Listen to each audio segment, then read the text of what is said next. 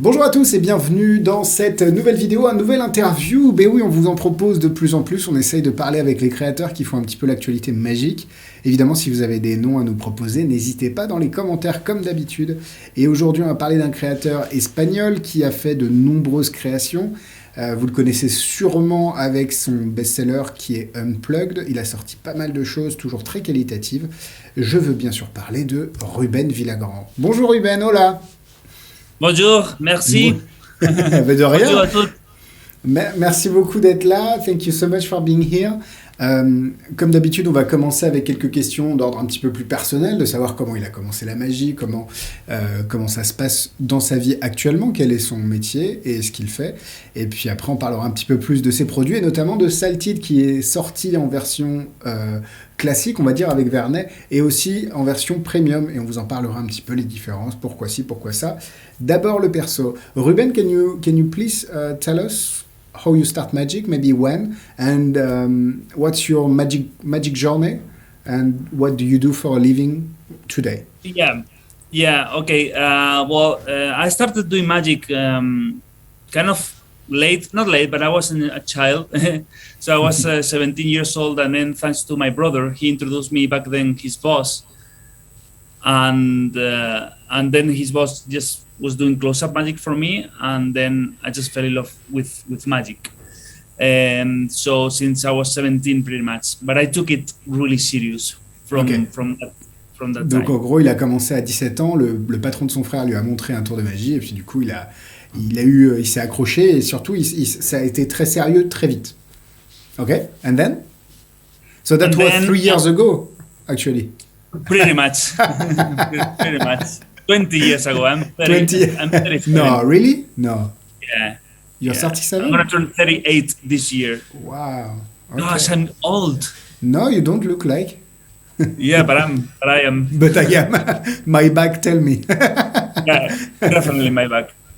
So, so since then I started doing magic and studying magic, and I went to Tamariz school in Madrid. Okay. And 20 years later, I'm teacher now in this school, so I'm really proud of that. But I started there in Madrid learning, and then I'm professional magician since, I don't know, 2007. Mm-hmm. Yeah, full time. And I'm a professional by accident. I didn't think about make a living out of magic. I just happened to me. Was casting for work in resorts in Alicante area in Spain. Mm-hmm. And I went with a friend. And of course, before I was doing gigs, but yes, nothing like full-time job or something.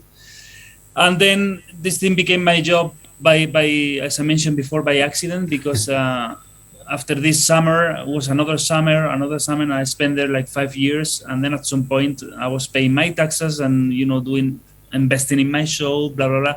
So that became pretty much my job and until now. So okay. I'm currently for the last 9 years, pretty much, almost a decade. I'm doing now pretty much cruise ships. Mm-hmm. And of course, touring in the US every year, going to the Magic Castle and a comedy club that a friend owns there and stuff like that. Ok, donc en gros il a commencé à l'école de Juan Tamariz à Madrid. Ce qui est marrant, c'est c'était il y a 20 ans. 20 ans après, aujourd'hui, il est professeur dans cette école, donc c'est quand même une jolie histoire. Et puis en passant, donc il a été professionnel depuis 2007, en passant un casting pour travailler dans une... was it a resort club, like Singlalize in Alicante? Un club de vacances à Alicante. Il a été pris, puis il a fait des spectacles sur scène, et en fait il est devenu magicien pro à partir de ce moment-là, un peu par accident. Il faisait des prestations avant, mais rien comparé, c'était pas un travail à temps plein, c'était vraiment à côté. Et là en fait ce côté casting lui a fait découvrir ce métier et l'a rendu professionnel. Et depuis 10 ans, tous les ans, il fait des tournées aux États-Unis dans les comedy clubs, au Magic Castle, et beaucoup de travail sur les croisières aussi. Do you still do club resort? No, not anymore. No, I'm done with that. It's too really bad conditions. Yeah. Okay. No, okay. Donc been there, done that. Il fait plus de club de vacances parce que les conditions sont pas aussi bonnes que les autres lieux de travail sur lesquels il peut travailler. And today, how do you earn your life? It's like 90% of working and 10% of creation, or maybe 100% of working and the creation. The product that you sell is just a bonus. How is it? Distributed? Well, 90% of my job is out of my shows because, and then the shop it give us some extra money, but it's not enough because I don't have enough products. You couldn't go just full shop. No, and I don't think I will never. I mean, you never know, but every creation that I do, I put so much effort, and the process of creation. It costs me so much money, and I don't have help money-wise from anyone. Sure. But as you know, I work with Under Magic. They're an amazing team because Jose Maria and Adrián Carratala, they're really close friends, really like brothers, and we work together in many projects. But beside that, I just produce everything myself. So it takes a lot of time, money, and effort. So And I don't know if I'm gonna get 100%. Ok. Donc en gros, ce qu'il explique, c'est que actuellement, il y a globalement 90% de ses revenus qui sont liés à son activité de magicien professionnel. Le côté boutique, lui, ne lui rapporte pas forcément énormément d'argent. C'est plus le côté de la création parce que ça lui fait plaisir, ça lui plaît. Mais c'est vrai que tout est fabriqué à la main, c'est de l'artisanat. C'est aussi pour ça que les produits de Ruben sont relativement... Enfin, ont un coût, parce que c'est vrai qu'Unplug c'est plusieurs centaines d'euros, mais il m'expliquait aussi avant l'interview que ça lui coûtait plusieurs centaines d'euros à produire, donc en fait le coût n'est que proportionnel au coût de revient en fait. Et vu qu'il fabrique tout à la main, tout est fabriqué un peu, c'est de l'artisanat, c'est normal que ça ait un prix, surtout que c'est des produits destinés à des professionnels, donc à usage vraiment intensif, et c'est des choses qui ont été testées, etc. Actually, let's talk a bit about salted. Do you say salt or salted? Well, the original, I mean, the name is English is salt. It's salt. But the pronunciation is shit because it's really complicated. But I was keeping the line with unplugged, salt, ripped. So everything ends in ED just because hooked. I wanted to keep the line and boxed. So all the thing, the line ended in ED. Why? I don't know. I just want to make my life more complicated. And salt is like one of the cheapest creation you've made, actually. I say cheapest, but it's not cheap in terms of money, of course. Yeah, because it's massive now. It's industrial production. It's not. You don't make artisanally each and every one. You assemble everything, but the main unit is not made by hand by you. That's The main one is made of plastic. Like I don't know the technique in English, but it's like plastic. I think we understand that. Injection. Yes. Yeah. Exactly. It's made like a mold, and then you put plastic like melted injection. So they have the two pieces and they put together, and then they have the matte black finish. So it's something that I cannot do myself. I cannot do by hand. It's impossible. Okay. So they create an amazing gimmick and high quality, and that's why it's cheaper because they produce, their machines working pretty much. Ok. En fait, ce qu'il dit, c'est que, je lui disais que c'était la création la moins chère qu'il avait. Moins chère parce que c'est vrai que ses autres créations étaient à plusieurs centaines d'euros. Là, on est sur une petite centaine d'euros. Et du coup, en fait, il explique que là, c'est pas fabriqué par lui. Lui, il assemble tout, mais ça a été fabriqué par Vernet. Et ils ont fabriqué un gimmick en injection plastique. Et du coup, ça permet d'avoir des coûts évidemment réduits. On n'est plus sur de l'artisanat. D'ailleurs, Salt était sorti avec Vernet et il y a une nouvelle version qui est la version premium. Donc, pour vous aider à y voir un petit peu plus clair là-dessus, je vais poser la question à Ruben. Ruben, can you tell us the main differences between the Vernet version of Salt and the premium version that you are providing? Yeah, pretty much. They both have the same gimmick. The gimmick is exactly the same. Well, not really, but I mean, in terms of gimmick, the plastic thing is the same. But I put the magnet myself. and all the stuff that I assemble myself. For example, the magnets that I'm putting on my gimmick, they come from Germany, and they're black with epoxy, so they come from the factory like that. So I believe it's gonna be better, pattern, better, paint on the magnet. It won't scratch as easily as the one. Yeah, as it's not like a normal spray paint. My magnets, they come from, as I mentioned before, from Germany. They come already from the factory with epoxy here, which is nice. But I mean, it's okay. Either way, it will work anyways. And then my version, beside the packaging, which is this can, like a metal can, I have the salt shaker, which is also gimmicked because I have like a tube inside, and it's better to use. It allows you to use like a little amount of salt and looks like it's more salt. And then I have like two pieces of metal that you can put in your body. And then I have a magnet, and I have the loop, the funnel. So they have more options. They have pretty much all the extra things. But basically the gimmick, you can do pretty much the same. Or if you buy the Vernet version, you can do your own salt shaker. But I mean, for the price difference, I will definitely go for. Well, actually, to be honest with you, I think the premium version is actually cheaper than the Vernet version right now. Exactly, yeah, because just because I'm shipping from Spain and you are buying from US, so that's for them. Exactly. I think it's important to know why one is, cheaper than the other one. It's all custom purpose. Custom. Yeah. Custom. I will translate that. Donc en fait, il explique que la version de Vernet a le même gimmick que sa version. Il y a des différences sur les aimants. L'aimant qu'il y a dans la version de Vernet est peint plutôt au spray. Les aimants qu'il utilise, c'est de l'époxy, ça va s'abîmer moins rapidement. Et dans sa version à lui, il y a 2 plaques. Je crois qu'il n'y en a qu'une dans la version de Vernet.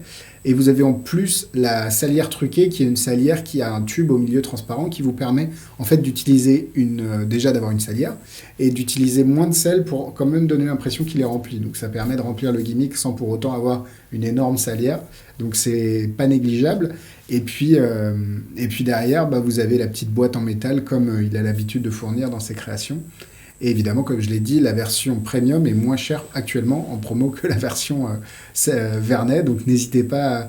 Le choix est normalement plutôt vite fait, même si le gimmick reste le même. C'est vrai qu'on en a plus pour son argent dans la version premium. Donc n'hésitez pas à aller la voir si elle est toujours en stock, parce que ça part très vite. Can you tell maybe a bit the story behind the fact that it was released by Vernet and released by you in the same time? Why did you provide a premium version? Yeah, so the origin, I was doing the production of my own prop during the pandemic, and I was producing myself. But then at some point, because I was getting the gimmick 3D printed, and I was playing with the gimmick, I was working, and I was really happy with the result. But then I thought it would be amazing, but I was already releasing or was almost ready, all the process, I've been working on this gimmick for pretty much, it was one of the first gimmicks that I bought when I started doing Magic. So pretty much I had this playing with salt gimmicks for 18 years and then trying to figure it out what was the best one for me. So I was already, as I mentioned before, playing with mine.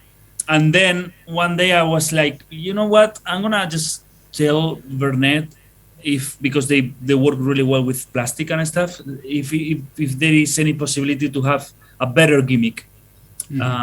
So then I just contacted Michel from Vernet, and I sent a video of the handling, and he was totally full. I was like, I've been doing salt and the holdout and many versions, and he knows a lot of Magic. He's amazing. Yeah. And he was totally blown away about the possibilities of the gimmick. It's like, you know what, we can produce this gimmick because I think it's time to have this kind of gimmick on the market.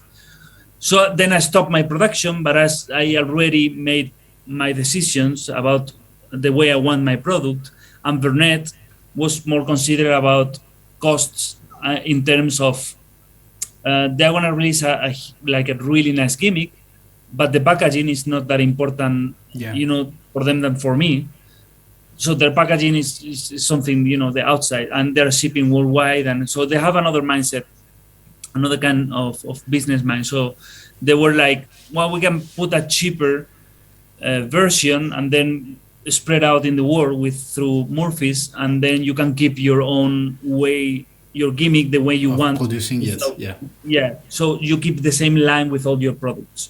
Mm-hmm. So that's why it was pretty much having two. And, I never sell through other people. I sell myself. Mm-hmm. So I will never reach the amount of people that Vernet or Murphy's reach. So. That's true, yeah. Ok, so let me explain that to people. En gros, il y avait deux versions. Au départ, lui, en fait, depuis la pandémie, il produit, il est producteur, c'est lui qui met l'argent dans ses créations. Là, sur le gimmick du sel, qu'il avait qui travaillait dessus depuis 18 ans. Enfin, il a commencé vraiment il y a 18 ans à jouer avec les gimmicks de sel, il a créé sa version. Son gimmick était en impression 3D, et ça marchait, mais ça faisait vraiment un peu proto, donc il a contacté Vernet, qui est connu pour les faux pouces, et parce qu'ils étaient bons en plastique, il s'est dit pourquoi pas. Et Michel, qui est le créateur de Vernet, a dit je suis bluffé par ta création, viens on le produit. Pas de souci, ils l'ont produit. Et du coup, le problème c'est que Vernet a une façon de travailler, parce que c'est une entreprise, elle est plus sur du volume que Ruben, et du coup elle a sa façon de packager, sa façon de dealer avec les différentes boutiques, etc. Et Ruben, on retrouve un petit peu l'artisanat qu'il avait sur ses autres créations. Donc en fait c'est pour ça qu'il y a eu deux versions, la version de Vernet, et puis Ruben a récupéré aussi les gimmicks de Vernet, mais l'a produit selon lui, sa charte graphique, ses conditions, sa qualité, son packaging, sa boîte en métal, la mousse, etc. etc. Donc voilà pourquoi il y a deux versions qui se ressemblent d'ailleurs, mais qui ont quelques différences qu'on a notées précédemment. So I think it's clear for people. Maybe you want to talk a bit about your other creation. I know we have Unplugged in stock, which is one of your bestsellers, because it's just, why didn't I think of that? It's just much more logical than the Pavel Note, even if the Pavel Note is amazing, but yours is very, very, very good. Yeah, I couldn't never create Unplugged if it wasn't by Pavel inspiration. Mm-hmm. So I think everything has a reason. I don't know if it's better or it's just different, but it looks definitely more logical. Yeah, I mean, in a way, yeah, but the other one is still like really a masterpiece. I'm really happy with that one. But yeah, I had the Unplugged, which I have now two versions. I create the version with the electric cord, and then one XLR version that people sometimes want to use just the rope, and then in every show you have speakers. Mm-hmm. So you can attach the rope in any speaker in any situation and do the same trick with music, play music with just XLR version. That's great. Which makes everything more versatile. Then what else? Well, these two routines, and then I have Hooked, which is pretty much that routine is my favorite so far, because it's a true version. Under my humble opinion, because I just changed everything. Yeah, I just looks like nothing. Yeah. So all the technique, the concept, I just keep one of the concept, which was putting sharp things in your mouth, put a thread, and then pop. So I was using the classics of like the people see, what the people see is the classic thing, but then the concept. I changed everything, and to me, of course, under my eyes, it looks just perfect, because it's the perfect combination of the hook. It is made to have a thread, and it's made to catch your mouth. So this triangle, it makes everything like so much sense to me. Yeah, that's great. And this is the one you performed at Fuller's, right? Yeah. Yes. Was the one, because I was Teller invited me to the TV show in 2015, when Tom Sonny was still the mind behind, but then they told me like, because Teller is doing the needles, his presentation, not a version, presentation, which is huge difference. Sure. They might me, but of course, Teller knows me and knew the trick years ago, since 2015, I think, because we've been mailing and all the stuff. So was an opportunity for me to share with the world, and I'm really happy with this routine. To me, is my favorite creation so far. Ok, that's great. Let me translate that because if not, I will forget everything. Donc il a Unplugged qui est vous savez, la version du nœud de Pavel, mais avec de la corde de Pavel, pardon, avec la version électrique, donc rallonge avec des prises européennes. Et il a aussi une version XLR, vous savez, c'est les prises qu'il y a sur les micros et sur les amplis. Donc ça permet aussi sur scène de justifier un peu plus l'usage sur peut-être des amplis, la musique qui passe d'un ampli à l'autre, etc. Il a aussi Hooked, qui est une version avec des hameçons que vous mettez dans la bouche, du fil, et c'est très logique. Il a en fait, ce qu'il explique, c'est qu'il a gardé le concept de base, mais derrière, il a vraiment apporté des nouvelles idées, des nouveaux mécanismes et des nouveaux fonctionnements. Et c'est vrai que c'est une routine magnifique avec un vrai gimmick, c'est très très intéressant. Il l'a d'ailleurs fait à Full. Ça lui a permis aussi de présenter ça au monde entier. And to finish, to conclude a bit, Ruben, do you have any time to create this time? Or do you have anything that you're working on that you want to maybe share a little bit? Nothing much, but ideas or things? Yeah, well, I'm working now in a new gimmick, but that one is probably it's going to be the cheapest that I'm going to release. But it's a study of the butterfly trick. Okay. The original from Oriental, I believe, Japan. Okay. So I'm doing this thing for years, and then I created a gimmick just to keep the thread in place and all the stuff. So it's a small theme. It's more will be maybe like a download with a little gimmick. It's nothing Okay. too crazy.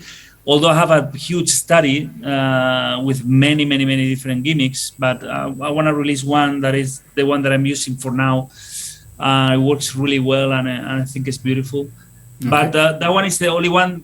Besides that, I'm working on my show, creating new stuff for my show, which probably doesn't have anything for the market yet. Yes, but maybe it will be one day you say, oh, but this, what I created, can be marketed and sold. So yeah, so you never know. yeah, it's interesting because it's interesting. Maybe I didn't share this thing much with anyone. So why I'm selling my products. That's important. And I'm selling my products and I'm producing my products because when I create one, it costs me so much to create one. I want to have a few because I'm traveling constantly. I'm performing, so my show is duplicate, or I have 3 of the same. Okay. Props. So yeah, props always. Backups, because it's my tool to make money and make a living. So I release the product and share with the people for 2 reasons. The first reason is the artistic reason, that I'm sharing things that I was able. For example, I'm doing routines that I'm able to do because somebody's selling, or I read books. So thanks to them, I'm able to create and to do magic stuff, right? And the second reason is your legacy, your legacy, a bit. Exactly. So to keep going and inspiring people, and so this is one of the reasons. The other reason is because I want to have unlimited material for me. Yeah. So in this matter, I just it costs me so much effort that it's worth it to put it out there in the market.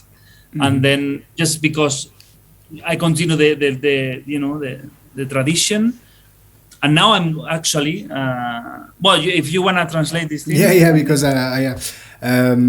en gros, déjà, sur ses prochaines créations, il a quelque chose qui s'appelle... The effect you're working on is called the butterfly. Is that the name of the effect?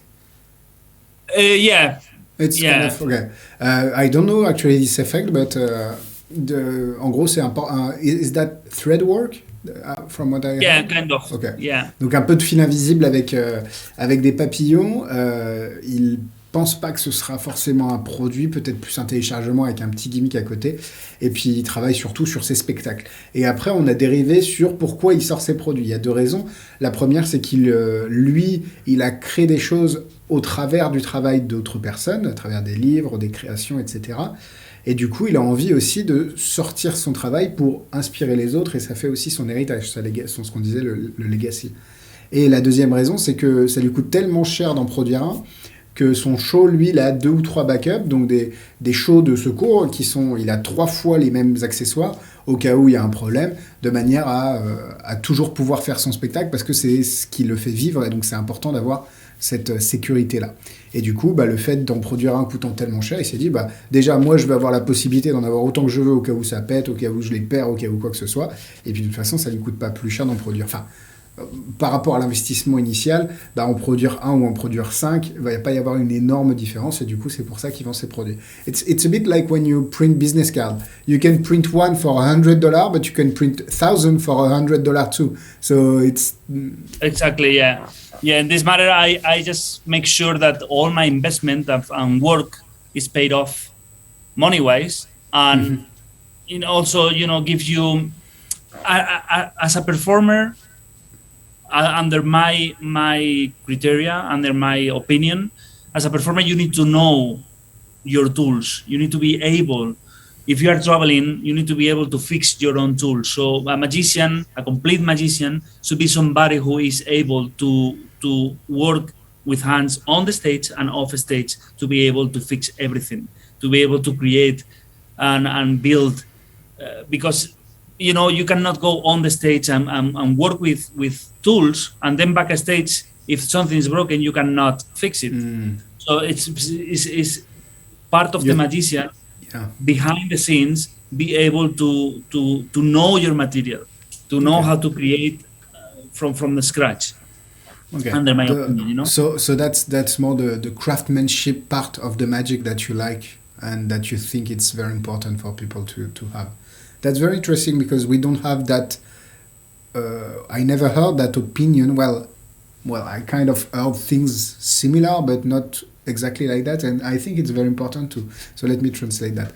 Il explique que lui, il pense que d'être magicien, c'est savoir utiliser ses mains, évidemment devant le public pour faire la routine, mais c'est aussi connaître son matériel. Et connaître son matériel, ça veut dire être capable de le réparer, ou de corriger les erreurs que le matériel peut avoir de vos mains. Donc, savoir vraiment sur le bout des doigts, c'est le cas de le dire, comment fonctionne le matériel que vous utilisez, et être capable de gérer chaque petit problème qu'il peut avoir. Et du coup, c'est ce côté performeur, donc magicien, comment on peut dire, dans le divertissement, mais c'est aussi ce côté un petit peu de l'artisanat, de la fabrication, qui est très intéressant, et qu'il pense être une chose essentielle pour un magicien qui travaille, en tout cas qui fait des tournées, etc. On retrouve un petit peu cette pensée chez David Stone, beaucoup, dans son livre d'ailleurs, si vous ne l'avez pas lu, allez le lire, mais on est sur un peu la même ligne directrice. Ruben, do you want to add anything? I think I can talk forever with about magic, but actually I also have the release. I mean, but this is not for shops really. But I was working on the birth cage. I don't know if you know about this thing. It was no. the last invention Thyssen Award in Europe that I got with this birth cage trick. Okay. So can you maybe tell us what the trick is? Is that the multi-layered cake? Something like, no? No, it's not. I don't know. This is another one that I'm having the nest of boxes. Yeah. Okay. I was working on that, but now it's out of stock because it's so difficult to make, and we worldwide we have problems with shipping material from wherever it's made. So it's gonna take a while. But the cage is the birth cage concept that I had with a cloth clip there, with a prediction that it can be a name, blah, blah, blah. So I went to the FISM, was another thing that I was working during the pandemic. Actually, I create this invention, this prop. I create this thing to go to Fulas. Okay. But at the end, they want me to do live via Zoom, and I wasn't comfortable with that, so I just didn't want to go. Okay. But the concept is a birth cage, like no gimmick, just a normal birth cage. Okay. Yeah, and then with a clip and something appear there. I have two versions: the one that I'm traveling now with, and the one that something can appear like a note, a sign card, even a ring, and no electronics are used. So I can send you a link later. I would love to see that. And it's like a confabulation kind of switching devices or something like this. Well, no, it's a method that has never been used in Magic for this. Is the most craziest creation that I did, because the people that know the secret, it doesn't make sense. So when I tell them, no, I'm doing this thing with this method, they're like, you're fucking crazy. And I am. We have to end the interview so I can watch that link, actually. Yeah. Donc en fait, let me translate that, because people might... Is this link available, like everybody can see it, or it's just private for you right now? Well, it's for now it's private, but maybe I'm gonna put it. Yeah, I can put it. It's open. up to you. I don't want to force you to anything, but no, I but love crazy methods. So. I mean, whoever is gonna have the link can go and visit the trick. So I can give you the link and you can put it in your site and. Okay, that's great. Donc en fait, pour traduire, il travaille sur une invention. Is it a method or a gimmick? So I can. It's a method. It's a method. Une méthode de prédiction dans une. Alors je pensais que c'était un. At first I thought you said birth cake, so a cake actually. So I didn't understand everything. Cake. Non, en fait c'est une cage d'oiseau. Et en fait, vous avez un clip avec un papier, un billet, etc. Et c'est la prédiction qui était là depuis le départ, etc. Et donc, il utilise une méthode qui est apparemment un peu folle. Et connaissant le personnage, je pense qu'il ne ment pas, il n'extrapole pas, parce que c'est vraiment... Il n'exagère pas, c'est pas son style. Et du coup, c'est là-dessus qu'il a travaillé. Et il l'a présenté à la FISM. And you got the Invention Award, right? Yeah. Et il a eu le prix de l'invention à la FISM, donc c'est quand même pas mal. Et du coup, c'est là-dessus qu'il travaille actuellement, et c'est surtout quelque chose qu'il utilise dans ses spectacles. One last thing, all the products you sold are something that you use or you have been using in your show, right? Absolutely, everything that I'm selling, I'm using in my show. So I don't sell anything that I didn't use for at least 1,000 shows. So, yeah. Ok. En fait, tout ce qu'il vend, c'est des choses qu'il a fait dans ses spectacles, et du coup, c'est ce qui qualifie un petit peu aussi ses produits. C'est des produits qualitatifs qui ont été utilisés, éprouvés et testés, et du coup, c'est important aussi de le mentionner. Ruben, thank you so much for your time. I know you're crazy busy at the moment, but thank you for taking time for us. And I can't wait to see that link. You've hyped me. I'm so hyped. Yeah. I'll send it to you now, and yeah. But it's a really beautiful one. But so thank you so much for having me there, Magic Dream, as always. You're welcome whenever you want to the shop, and I wish you the best for your shows and the tour that you're on right now. Yeah, one last thing. I'm working now, that I forgot to tell you, in my book. Oh, okay. So I'm working now for like 2 years, but now in let's say in a month or two, we're gonna just go like really consistent in my book. So hopefully it's gonna be there in a couple of years. I don't know how much time it will take, but I'm working in my book, and my book is gonna have absolutely everything from the theory, the method, and how to build. Oh, that's gonna be amazing. Like 3 books in one. It's gonna be big format, and it's gonna have like 3 different sections. You can go to the concept and read the concept because you like magic, blah, the method because you want to perform, or how to build, and materials because you like to build. So it's gonna be amazing. The idea is to separate these 3 things and make sure that if somebody doesn't want to build anything, just skip this part, is fine. Or if you're a builder, you just go there and that's build great. Stuff. I love that. So, yeah, it's gonna be out there as soon as possible, but of course it takes so much time because we want to release also in English and Spanish, and maybe in French with Magic Dream. Or maybe in French. Yeah, we'll talk about that. Yeah, I would love to. So that's the main project that I'm working on, and it's gonna take a long time because it's gonna be my most ambitious project, and the book is not gonna be, of course, cheap, because it's gonna be more like a piece of art itself. The book itself, I don't want to make a manual. I want to make my whole life. My father is a draw teacher, so he's drawing by hand all the illustration. So it's gonna be something more for me. This is my most I understand. Yeah. Ok. Donc en fait, il travaille sur un livre qui aura 3 sections, la théorie, les méthodes et tout ce qui concerne la fabrication avec les matériaux, comment fabriquer des choses. Et ce sera un énorme bouquin, plutôt pas cher, non, ce sera pas cher, ce sera évidemment un coût, mais ce sera vraiment un gros bouquin. Son père fait toutes les illustrations à la main, bref, c'est quelque chose de vraiment... important pour lui, et c'est d'ailleurs pour lui qu'il le fait, d'ailleurs c'est ce qu'il dit. Donc voilà, vous savez que ça va sortir bientôt, couple of years, you've told us. I'm not writing because I cannot write like with the level that I want. I can write, but to put the ideas in a proper way and in a nice language, I need somebody to do it for me, and it's Magia Studio from Spain with Ricardo from Mística. So we are working together, and I think in a month or so we are gonna just go like really serious with the project. That's great. Donc dans les 2 prochaines années, normalement le livre sortira en anglais, espagnol, et puis évidemment vous saurez que s'il y a une version française, ce sera avec Magic Dream. Ruben, thank you so much for your time, and I wish you the best, and speak to you soon. Yeah, thank you. Bye. Thank you. Bye.